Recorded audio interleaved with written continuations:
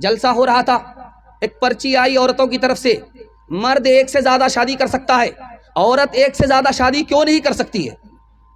عورتوں کے پنڈال سے پرچی آئی، جلسے میں پرچی آئی کہ مرد کو ایک سے زیادہ شادی کی اجازت ہے، عورت ایک سے زیادہ شادی کیوں نہیں کر سکتی؟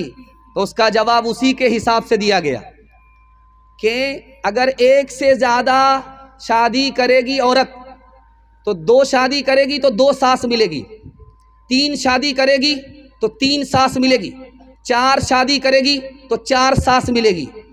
اب تم اس کے لیے تیار ہو کہ 4 ساس تمہارے اوپر مسلط ہوگی؟ نہ بابا، اسلام نے بہت اچھا کیا، ایک ہی ساس تو بہت بڑی عذاب ہے، بہت بڑا عذاب ہے، بہت بڑی مصیبت۔ اب اس کو سمجھ میں آیا، جب سسرال سے بیٹی میکے آئی، سارے گھر کی عورتوں نے گھیر لیا، عورت سے پوچھا کہ بیٹی تمہارا شوہر کیسا تھا؟ ماشاءاللہ۔ تمہارے سسر کیسے تھے؟ الحمدللہ۔ کہا تمہاری سسرال کیسی تھی؟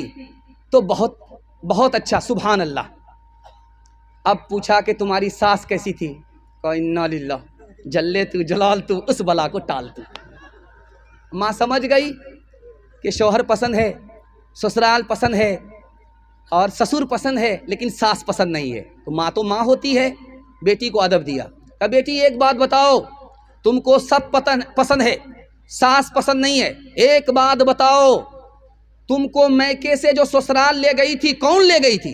کہا میری ساس آئی تھی، مجھ کو دیکھا سنا تھا، پسند کیا تھا، اپنے بیٹے سے میری شادی کرا کر کے مجھ کو سسرال لے گئی۔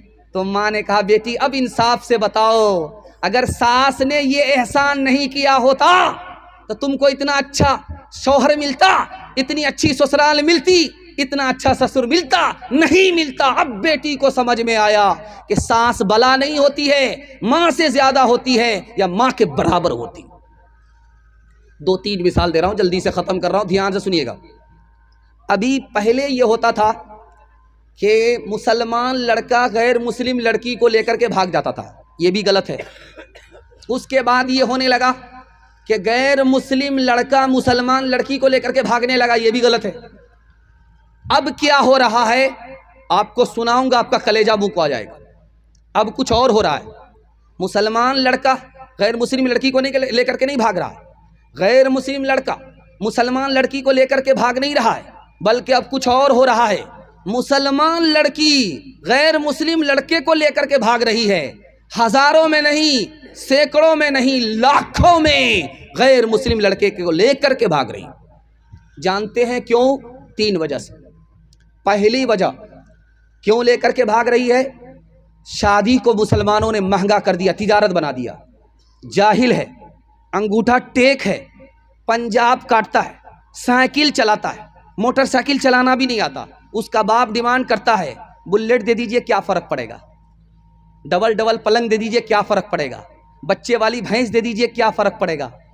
سب کچھ بیٹا کو ملا، اس بار باپ کو کچھ نہیں ملا، پھر بھی یہ وکیل وکالت کر رہا ہے، دوسرے کی دنیا بنا رہا، اپنی آخرت برباد کر رہا ہے۔ شادی کو اتنا مہنگا کیا، اتنا مہنگا کیا کہ مسلمانوں کی غریب بچی غیر مسلم کو لے کر کے فرار ہو گئی، اس کی آبرو الگ گئی، اس کا ایمان الگ گیا۔ باپ ذمہ دار ہے تو یہ پورا سماج ذمہ دار ہے۔